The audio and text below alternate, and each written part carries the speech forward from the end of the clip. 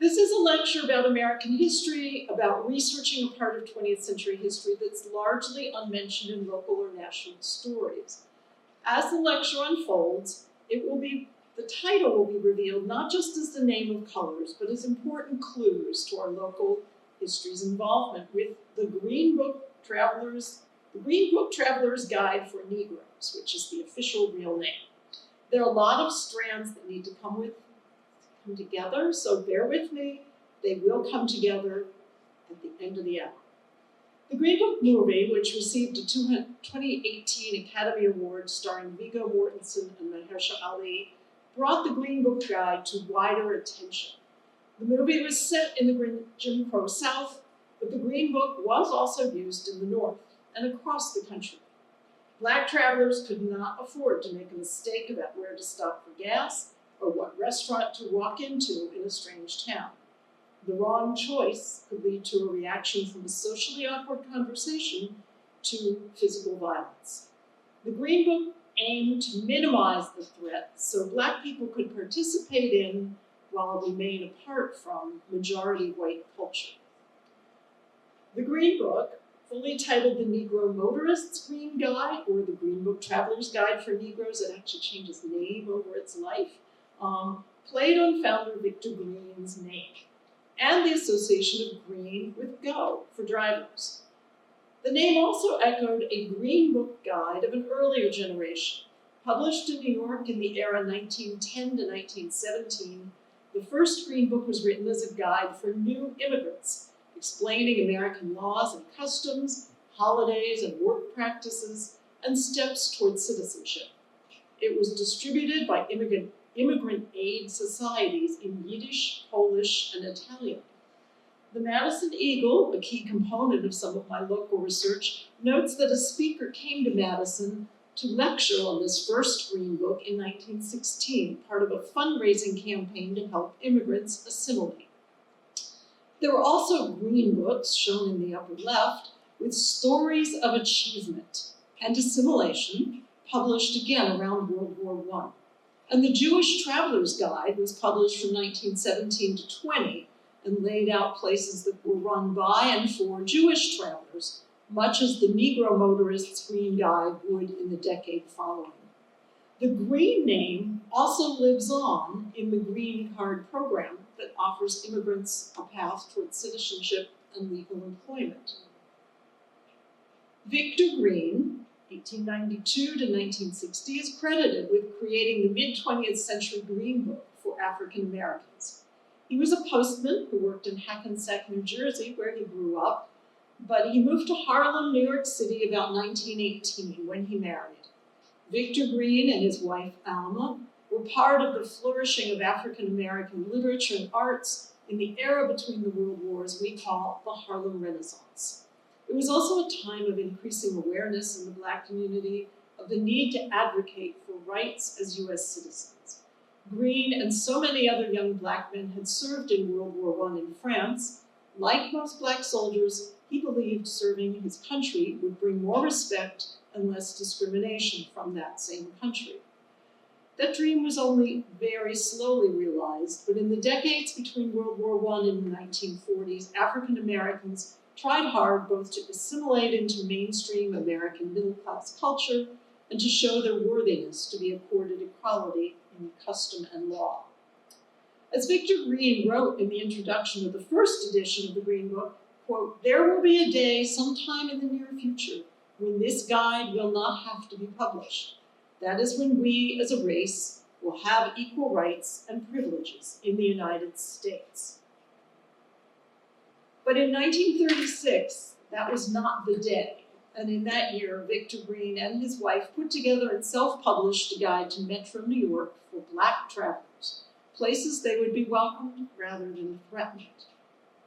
Since we just concluded an exciting European-based Summer Olympics, I want to set the context for some of this lecture by noting that in 1936, the year the Green Book Guide for Negro Motorists was first published, Jesse Owens, the African-American track and field star, won 4 gold medals at the Berlin Olympics. Hitler was angry that an American, and a Black man at that, had bested his Teutonic athletes. But Americans were thrilled, and Owens became a celebrity. Further proof, if it were necessary, that African American citizens were deserving of full participation in the life of the United States. With his local guide to New York so popular, Victor and Alma soon expanded the following year to other states. It was produced annually and soon covered sites in the entire country. The Green Book ceased publication in 1966, soon after President Johnson signed into law the Civil Rights Act of 1964, and 6 years after Victor's death. Within the Green Book, though, there are ads requesting information about sites in the country. Sites tended to be clustered in Black communities, but the businesses did not have to be owned by Blacks, just welcoming to all. You can see copies of the Green Book at the New York Public Library or the Library of Congress / Smithsonian, or online from those institutions, as I have done. They were cheaply printed. The survivors are often very worn, riddled with typos and other errors, but they were the best guides available for the Black traveler, and they make a fascinating research tool to understand the mid-20th century world of segregation and the places that African Americans carved out for themselves.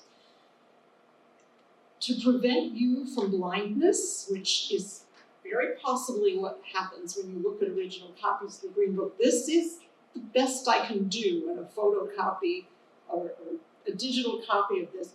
I have transcribed where I'm showing actual Green Book, so you might be able to read it, and if you can't, there's still 3 seats in the front row, no shame.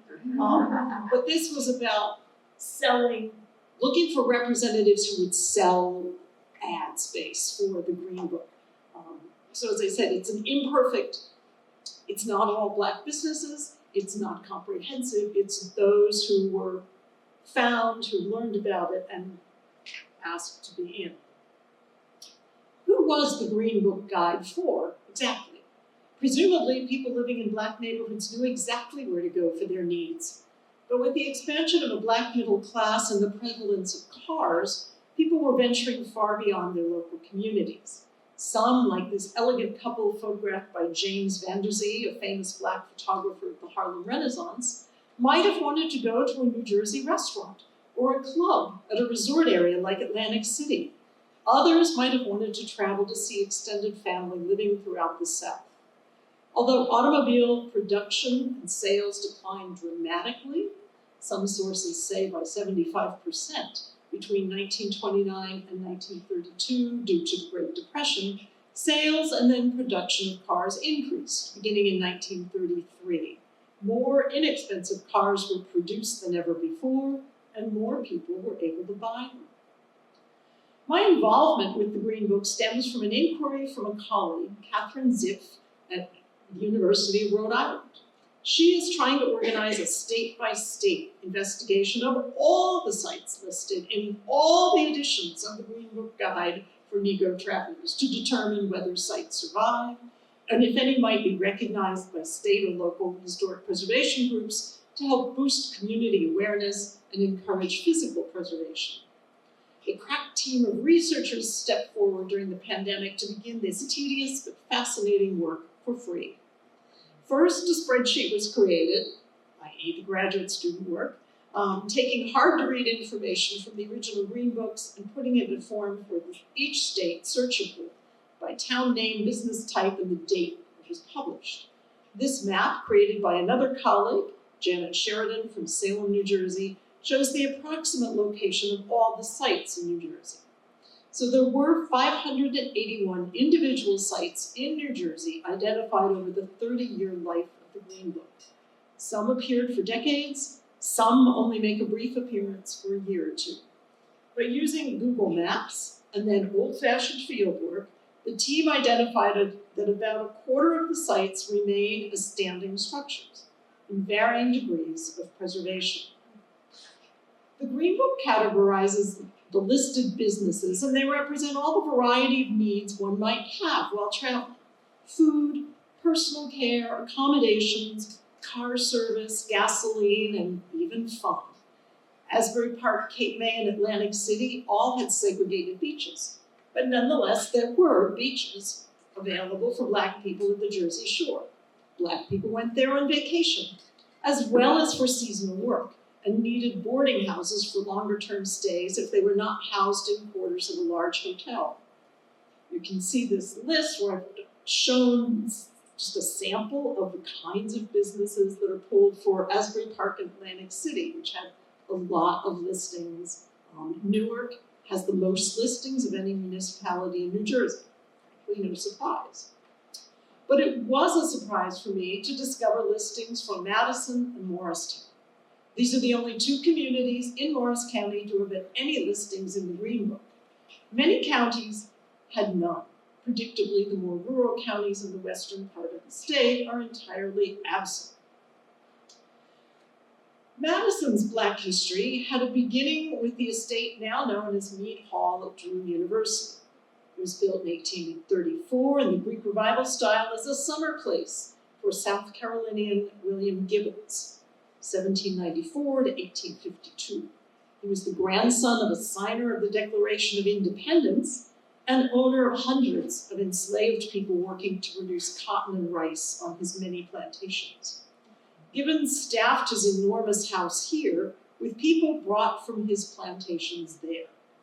They would have been technically free in the New Jersey landscape in the 1830s, but if they were brought to Madison as slaves and remained with their owner, that did not automatically free them. William Gibbons' great passion, though, was horses, and his beautiful barn on Lewantiga Way in Chatham Township is a whisper of how he spent his plantation-derived fortune. One of the greatest racing fillies of the mid-19th century, Fashion, belonged to Gibbons. He had a racetrack where she practiced, a comfortable barn like this to call home, and Black stable hands to take care of her. Black people have a long history in this country of working with horses, as stable hands, trainers, and jockeys. We know Fashion's trainer was a Mr. Laird from horse country of Monmouth County. He was white, but his assistants and those doing the unglamorous work of mucking out stalls at the Gibbons barn probably included Blacks. The cast iron jockey boy sculptures from the early to mid-20th century used as suburban lawn ornaments also offer public testimony to the idea that Blacks were the natural caretakers of horses in the United States. On the second floor of Mead Hall is a painting, commissioned by William Gibbons about 1845 from a New York artist. Long thought to be an imaginary landscape, when it was cleaned after the fire at Mead Hall in 1989, then curator of collections at Drew, Alice Glock, identified it as an actual view from the front steps of Gibbons' great house in Madison. Mead Hall is open to the public. If you go between 8 and 6, 9 and 5 daily when the offices there are open, you are more than welcome to walk in and walk around and go up to the second floor and back to the front of the house, and you will see this painting. It's probably 6 feet by 4 feet. You can't miss it, hanging on the wall. With some artistic license to include all the important things in the view, one can see on one side of the painting the square steeple base of the Presbyterian Church. Excuse me. The Presbyterian Church, it was of Chatham. Madison didn't have that name yet, but Chatham Township, and it was built in 1824. This is still standing on Main Street, across from Hillside Cemetery, where William is buried, with the tallest monument in the cemetery, and just east of the Madison Junior School. The painting is Gibbons' statement of his Lord of the Manor, master of all he surveys attitude. He didn't own the village of Madison, but he was certainly the richest, most prominent person for miles round. The man on horseback may be Gibbons himself, but more likely an estate manager, further proof of his status and wealth. In the middle of the painting, one can see the houses along present-day Ridgedale Avenue and the old brick Madison Academy, which actually gave its name to the community. Well cared for cattle of several varieties stand in the foreground, attesting to Gibbons' wealth and perhaps the animal husbandry skills of his workmen. I doubt he ever left the racetrack to work with cattle. Along with the cattle he owned, one of Gibbon's black farmhands is depicted in the shadow, present but unseen, as all good slaves should be. And in the very far left of the corner are a couple of black workmen, lounging around like extras in a production of Porgy and Bess, although one wonders if their life was quite so idyllic. But they stayed in Madison after their master died, became part of the community, particularly in establishing the AME church here. But that's another story. Gibbons had 3 children, 2 daughters who married into wealthy northern families, and a son who never married and remained loyal to the South during the Civil War. He lost the family fortune, and the Madison property was sold and subdivided. The house and adjacent property became Drew University. Just to the north of Mead Hall, which is Gibbons' house, there was a subdivision purchased by Enos Wilder, a New York investor, and he built 3 houses on spec, helping to draw wealthy industrialists and financiers from the city to Madison, along the road that would become Millionaires Row. The highlighted property, shown here in 1910, included a large house and an outbuilding out back. At this time, the house was owned by Seidel Tillman, but he is not identified on the map because he's renting it out for a couple years while he travels in Europe for a couple of years. The house, still known as Tillman House, was purchased by Seidel Tillman in 1902. When Mr. Tillman moved from his home in New York, he brought along some of his staff from his townhouse, including a young chauffeur, Richard S. White. The house is today part of Drew University, though the outbuildings that were shown on the map have been demolished in the early 1960s and are now part of the Lancaster Road parking lot.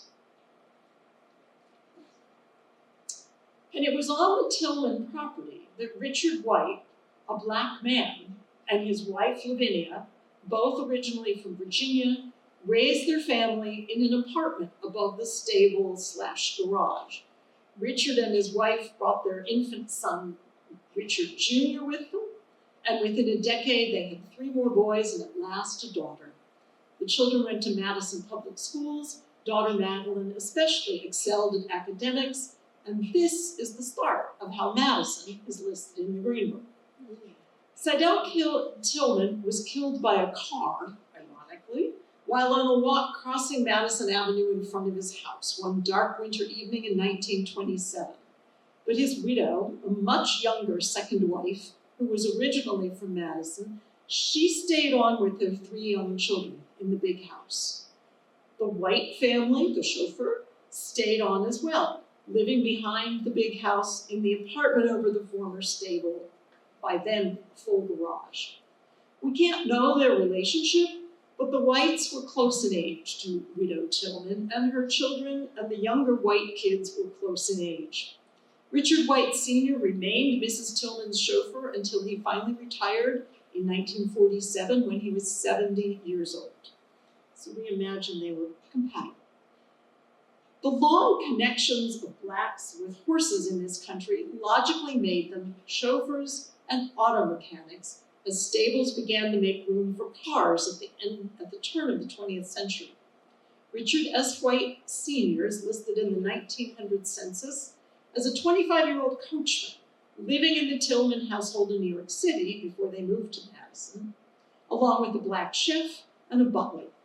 But by 1910, he is identified in the US Census as a chauffeur, not a coachman anymore, a job often held by black men in the early 20th century, many of them undoubtedly former stablemen. I've not discovered any images of Richard S. White and his wife Lavinia, nor even of their children. But this portrait of an older couple done by Harlem Renaissance artist John Robinson in 1946 could stand in for the Whites as an established middle-class family in their older age from about the same time. Their eldest, Richard Jr., and his younger brothers no doubt hung around with their father when he was off duty from driving the Tillmans, and they learned about cars. They came of age right alongside the internal combustion engine, and also as the post-World War I movement in the Black community pushed for more education, better opportunities for entrepreneurship, and expectations of racial equality.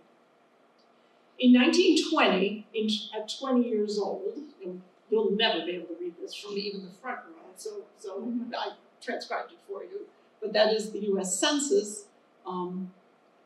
Richard White Jr., their son, was listed as a chauffeur. But that didn't last long, and Richard Jr. soon signed on as a driver for Rose City Cabs, a local company. He worked hard, saved his money, and bought his own car. Taxis were licensed locally and were a critical part of the transportation needs of a community, taking people to and from the train or to places beyond the train for work or pleasure. In 1925, at the Madison Borough Reorganization meeting in January, Richard White Jr. was awarded his own taxi license, enabling him to go into business for himself. He set up the White Brothers Taxi Company using his younger brother Russell and possibly other brothers as drivers working for him.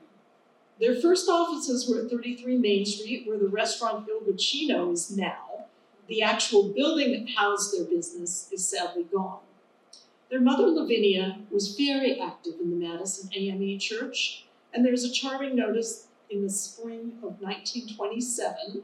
As part of the church's Women's League, she organized a bake sale and announced in the Madison Eagle that the church would be selling homemade pies and cakes in front of 33 Main Street, which is 3.5 blocks away from the church.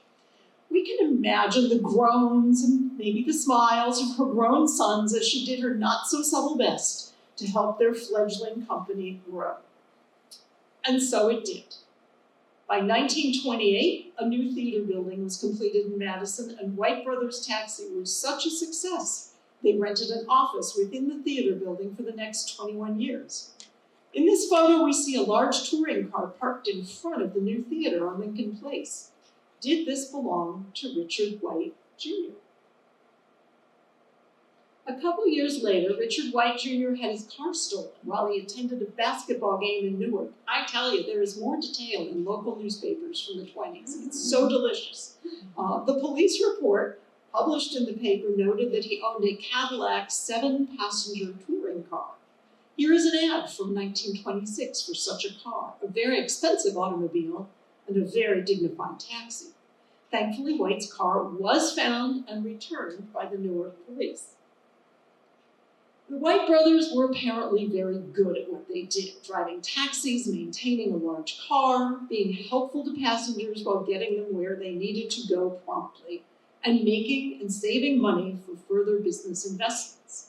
In 1932, Samuel Groover, a Mr. Madison, if ever there was one, wanted to sell his livery business, which by then had evolved from horses to a taxi company and a garage that offered, quote, long-term car storage, close quote, for when owners were out of town for months at a time.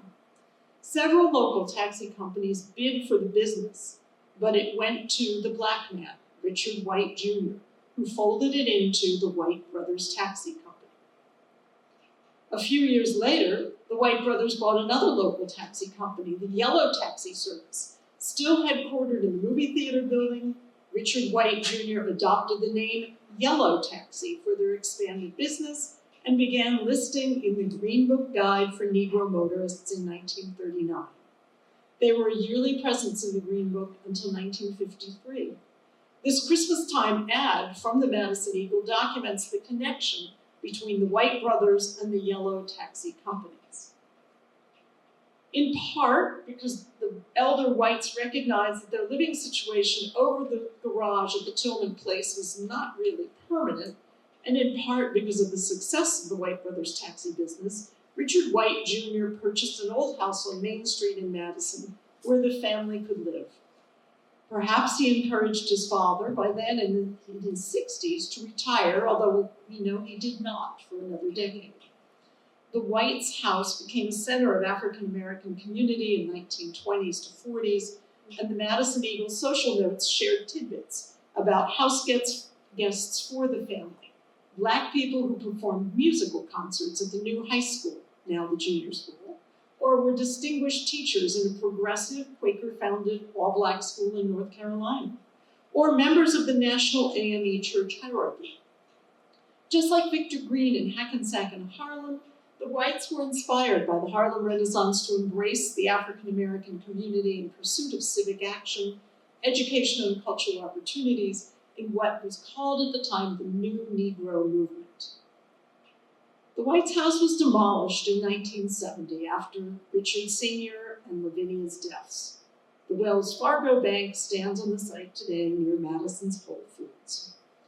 But the address of the house at 196 Main Street is cited in the Green Book as headquarters for a second taxi company, the Madison Taxi Service from 1950 to 1953. The relationship of the two companies is not clear, but they were both operated by the White family, fully reliant on Madeline White as bookkeeper and administrator, and paid drivers who by the latter 1940s were not family members. Madeline never married and was the last of the family to pass away in Morristown in 1994. The change in the taxi business's name may reflect the fact that Richard White Jr. died at age 48 in July 1948. In the words of his daily record obituary, his death came after a long illness. He died in Morristown, New York, which was founded by a son of Jacob Ford in the 1790s and sits along the banks of the St. Lawrence River. A little bit of Google research reveals that in the mid-20th century, there was a hospital there specializing in kidney disease and also a major psychiatric center, either of which may be a clue to Richard's untimely death. He's buried in St. Vincent Cemetery in Madison. The rest of his family is in Evergreen Cemetery in Morristown. He had no children and in fact was divorced from both of his wives at the time of his death. Taxi businesses were a category in the Green Book, and the prevalence of Black drivers follows the greater historical trend from the 19th to the 20th century of Black horsemen transitioning to work as private chauffeurs and on to being independent businessmen. Morristown had plenty of Black drivers, some of whom were involved in a court case pitting the ability of a municipality to reserve public parking on property owned by the railroad. The drivers eventually took their case to the U.S. Supreme Court, and in 1927, a decision was made that the private property rights of a railroad outweighed the need for the town to have full access to the railroad property, which would have allowed private, read Black, taxi services to seek work there. But the Morristown directories from the early 20th century are filled with notations about Black, colored, or Negro, the terms are used interchangeably, drivers, taxi cab men, or chauffeurs for hire, those terms also being used interchangeably. Ghosts in the library. While no taxi services in Morristown were listed in the Green Book, other businesses were. Spring Street, down the hill from the Morristown Green, had become the center of the African-American community by the end of the 19th century. It was anchored by the AME Church, founded in 1843. The old church was more or less in the center of the length of the street, which was also filled with homes and businesses, some of which were decidedly not church-sanctioned. The Green Book identifies not one, but two nightclubs in Morristown, both on Spring Street. The Eureka nightclub was listed at 118 Spring Street from 1939 to 1950. The address was a commercial building housing a paint store on the first floor and a large social hall on the second floor. The social hall was the home of the Tyrian Masonic Lodge number 34, a Black order of Masons with origins in the 19th century. And this is a detail of the Sanborn map that shows that building. It's the hall.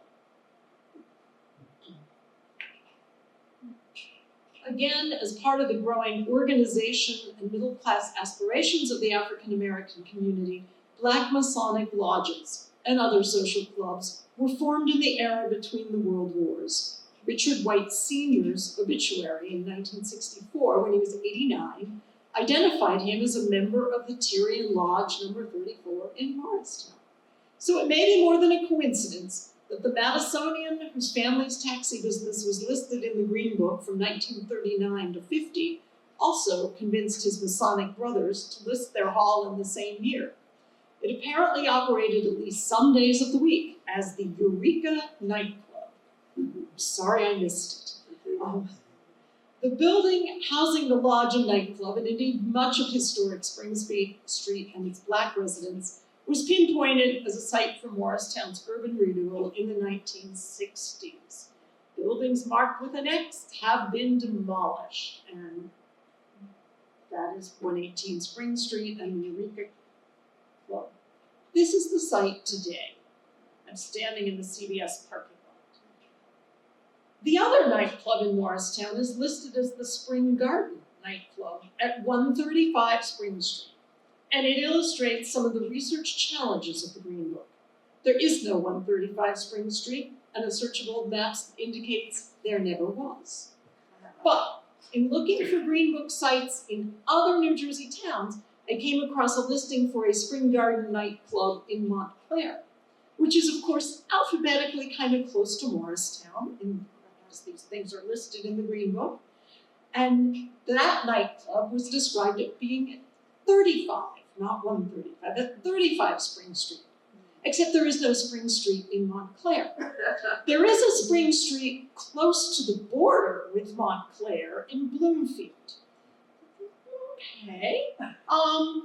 There is even a building, at 35 Spring Street in Bloomfield, a tidy 1920s era bungalow on a quiet residential street. I can imagine the consternation of the owners of this house when cars of partygoers would come through looking for a little fun every weekend, trying to figure out where the Spring Garden nightclub actually was. I'm very sure this was a mistake in the Green Book. A slow crawl over the Sanborn maps for the mid-20th century in Morristown shows there was a 35 Spring Street in Morristown, although the site had no building on it at all by 1948. As you may know, the Sanborn maps were updated as changes occurred. This base map, published in 1918, was updated with handwritten notes and pasted on corrections until 1948, and the original is downstairs in the local history center, and along with many, many other fabulous resources. But with the help of the very good librarians at Morristown Library and its North Jersey History and Genealogy Center, we could see the pasted on paper was sitting on top of some lines indicating a building underneath. And by shining a cell phone flashlight from the underside of this valuable archival map, thank you, Chris, who was the librarian who helped me do that, we were able to read that under there it says STGE, written within the rectangular footprint of the building. A stage. Surely 35 Spring Street is a stage, is the nightclub with music and dancing. In 1939, the Spring Garden Tavern was listed in the Green Book, but only for 1 year.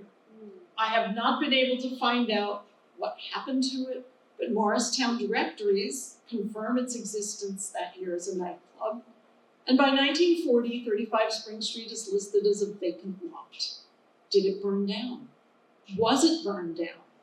The empty lot remains next to the electrical supply company that has been its companion since 1939. This is where the nightclub was, if you found it and didn't go to Montclair or Bloomfield and knew that 135 was 35. Montclair is the largest suburban town in New Jersey to have multiple listings in the Green Book, some 46 different sites. The Green Book listed restaurants, such as the Blue Front restaurant shown here in Montclair, where a handful of Green Book listed buildings survive along Bloomfield Avenue. Many more across the street were demolished in the 1970s for construction of new townhouses. A business housing a dry cleaner and another barber shop show the variety of businesses that would be attractive to travelers and locals. In Princeton, Burnett Briggs, an African-American houseman at the Campus Club, one of the university's famous eating clubs, opened his own restaurant in downtown Princeton in 1920. Griggs's restaurant was a local favorite until 1962, when Mr. Griggs retired. The restaurant was listed in the Green Book in 1940 and 41. He had ownership of the building even after many years, and the site was targeted for demolition by an early urban renewal plan in the early 60s. Griggs responded with a court case against the borough of Princeton, which is pretty bold, and the case was eventually decided in his favor by the New Jersey Supreme Court, preventing the town from demolishing it. In another twist on the Green Book's lack of reliability, without cross-checking other documentation, this entry from the database, compiled from the original Green Books, shows Griggs' restaurant was in Pine Brook, New Jersey, where there is no Witherspoon Street. In fact, Princeton is unique in all of New Jersey in having that street name. Later editions of the Green Book corrected this and listed the restaurant in Princeton. So you cannot believe every entry might have to check multiple years or towns that are spelled sort of the same or other years because it's an imperfect system. Mr. Griggs' heirs did sell the property, and today the site of Griggs' restaurant is the municipal surface parking lot in downtown Princeton. The Princeton Historical Society and other groups in town have created a walking tour of the neighborhood there, which includes a couple other sites also listed in the Green Book. One, the Charcoal Inn, was a men's social club. Can someone figure out the origin of their club's name, the Nemerawala Club?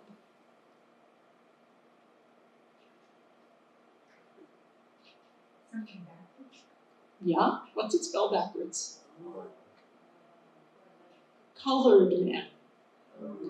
Colored Men Club. But the building is still there. It's a double residence now. It's not a club, but it has a very nice plaque in front. They really did a nice job in identifying sites. The Summit YMCA is listed in the Green Book as a hotel. We know the YMCA has offered lodging, but it turns out it was not this YMCA building, a handsome craftsman-style structure on the corner of Broad Street and Maple Avenue in Summit. In 1929, the Summit YMCA saw a need for recreation opportunities for African American people in their town, and so organized a, quote, separate but equal YMCA for them. It was named the Lincoln YMCA to distinguish it from the white one, but that naming nicety did not get into the Green Book. The Lincoln Y was first housed on the upper floor of this commercial building on Summit Avenue, and it later moved to Broad Street. This is the address that was listed in the Green Book as a place for Black visitors to stay when in town, as no hotel in Summit would accept them. The Black and White YMCAs merged in 1953 despite some objections in town, and several years later, the building of the Black Y was demolished to become part of the Summit Senior Housing Complex between Broad Street and Springfield Avenue. Another merry chase occurred with the 1941 Green Book listing for a country club in Cedar Knolls. No amount of research has ever revealed a country club in that unincorporated part of Hanover Township. But in later editions of the Green Book in the 1940s, the Shady Rest Country Club in Scotch Plains was listed in the Green Book.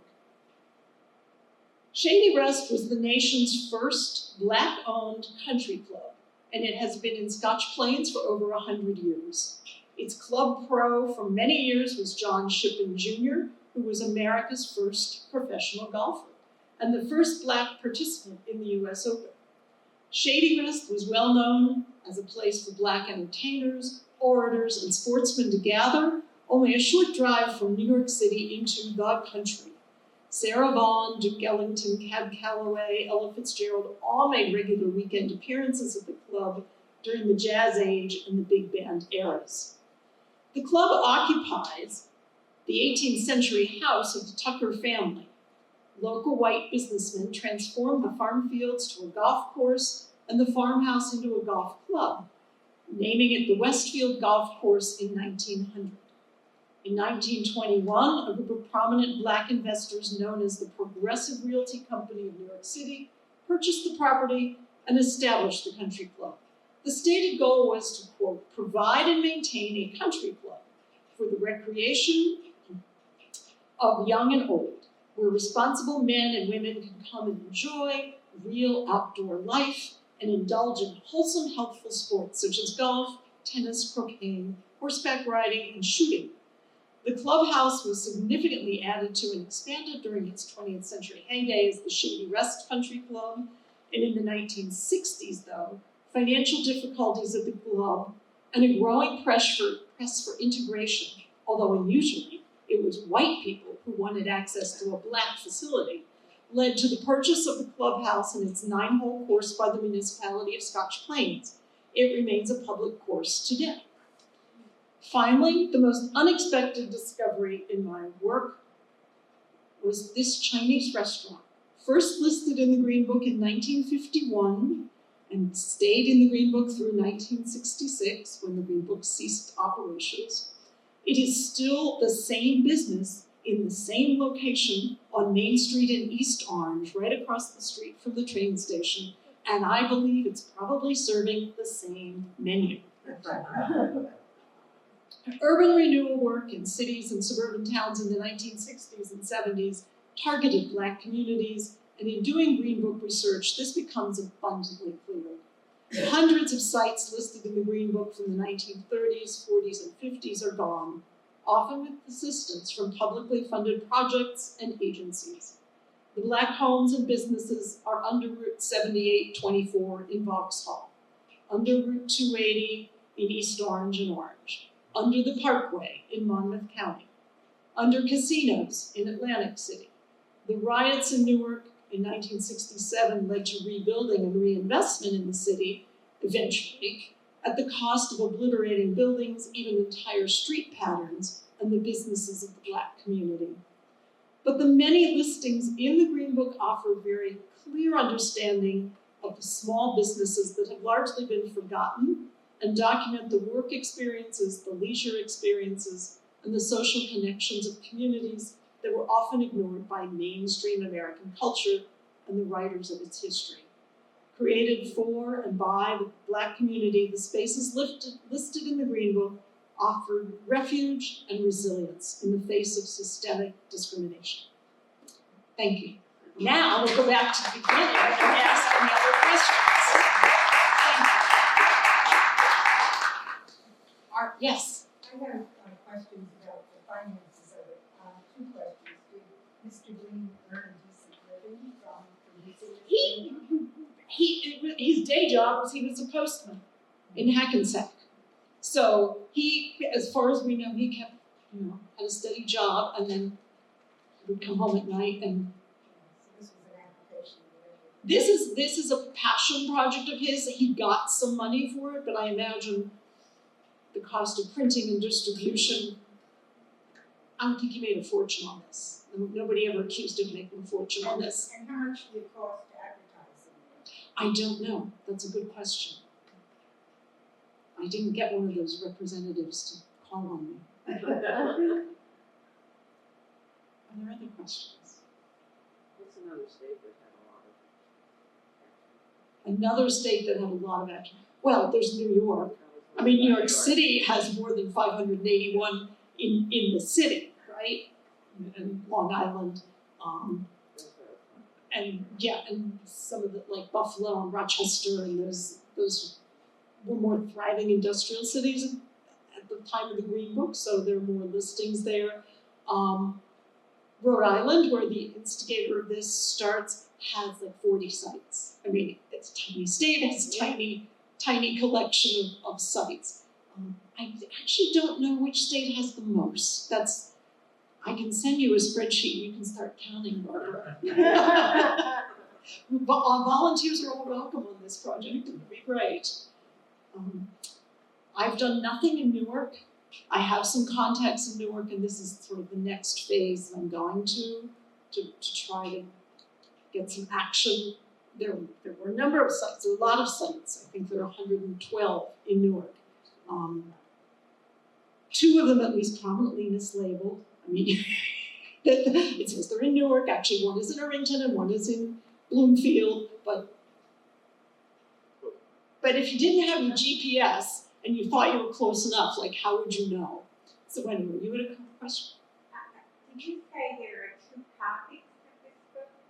One in Smithsonian and one at the New York Public That they have full sets of originals and they have scanned them all. So you can see them online. Full sets, all 30 years, all pages, all 30 years. There are individual books. I mean, we could search online and find out that on Google you could buy a 1947 edition and it'll say it's missing the back page. You can still buy an individual one, and that might be interesting. To me, it's this, you need the whole run to really talk about the longevity of places or what happened to the Spring Garden nightclub, that it was there and gone. I mean, it raises interesting questions, but it's really, you could look at just one and it would be interesting. When you say individual one, so One that book. would be one book. With all states, it's gonna have all states in All it. states published a certain year. Yeah. Yep, and then it will list it alphabetically by town. And what is your work that you're doing now? What is your help? This is a labor of love volunteer project and trying to understand all the sites in New Jersey. Where they are, how many survive. We think only about a quarter of the sites survive. Those that survive may look nothing like they did, and so acknowledging it through a standard preservation process is difficult. You'll notice there's nothing that survives in Morris County. So are you trying to do a book of Eventually, yes, some kind And of how many were there originally in New Jersey? 581. And how many do you think there are now that are still here? I'd have to look at my notes, but I think we might have about 120 left. And Morristown is not. There were only 2 listed. Both of those nightclubs gone. One was urban renewal, one, something happened to it pretty early on. Morristown, the one office was in the theater building, which was cheerfully demolished 2 years How ago. many were in Morristown? Two sites. 2 sites in Madison. All gone. And that's, that's. And now is Spring Street, where those sites were? Yes, both of them are on Spring Street. They were both, happened to both be nightclubs. There were other black businesses on Spring Street, we know that, but they weren't listing themselves in the Green Book. And what year, what was that? Pardon? What year?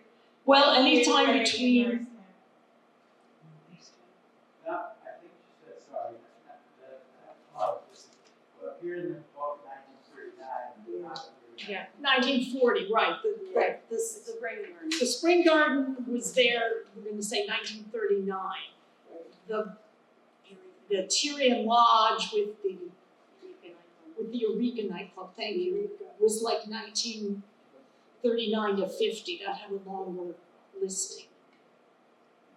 Yes? I was under the misconception that the Green Book listed places to stay, and apparently only a small percentage are actually places to stay. It's not a misconception, it did list places to stay, but not everybody had a place to stay to list.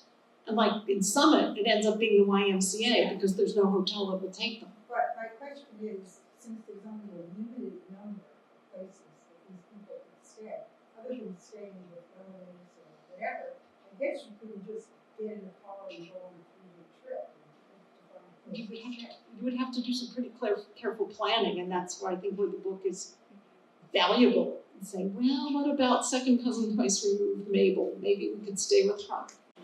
Or something. There's a gentleman in the back there who's trying to say something, and I'm sorry that we're. Did you have a comment or a question? Yeah, you. Yes.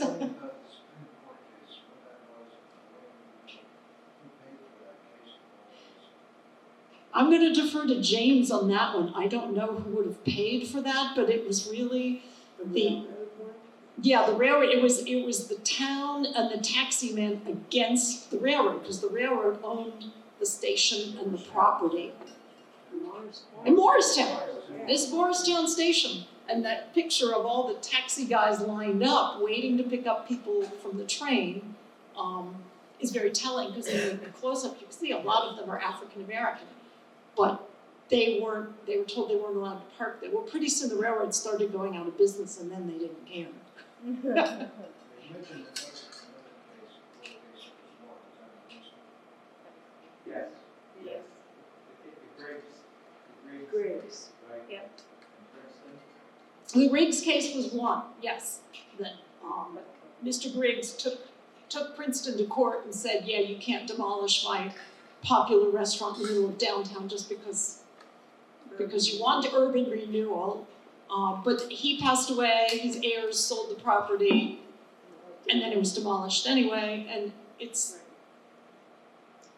You know, there's a picture of Frederick Douglass in Morristown, riding on the taxi. I don't know that image. Really? He spoke on the meeting, and Okay. actually came into the railroad. He spoke at Washington Mall, which was a hotel on the Union.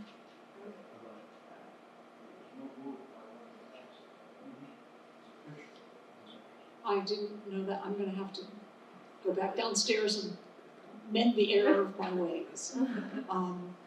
Yes, How do people buy this? that's another very good question.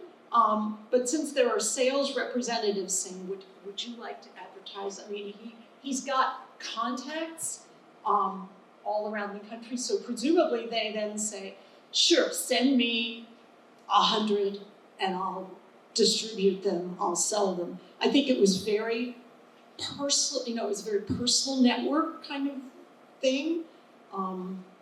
Some of the later ones, like into the 50s, show that they had sponsorship. Exxon started to sponsor them because Exxon will sell gas to anybody. They don't care what color you are, they want you to have a car. So then I think he does get some corporate sponsorship for this, and the printing and the distribution, and maybe the editing. Yeah. Was there any sense of how large the prints were for any given year? How many were sold and how many? I have never seen that guesstimated. I don't know. So there's no information from Victor Green about No, the size of no.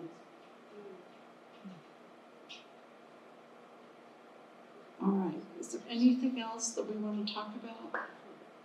I would like to thank James, particularly James Lewis of the library, for hosting us, for providing space, and to Amy for providing the muscle to make me know, and I really appreciate that. And so I have a token of appreciation for you, James, for the black, white, and you all get it now, black, white, green, and yellow. That's how it all comes together. But I just thought you should have your own taxi because taxis make up a very important part of the story. All right, go home.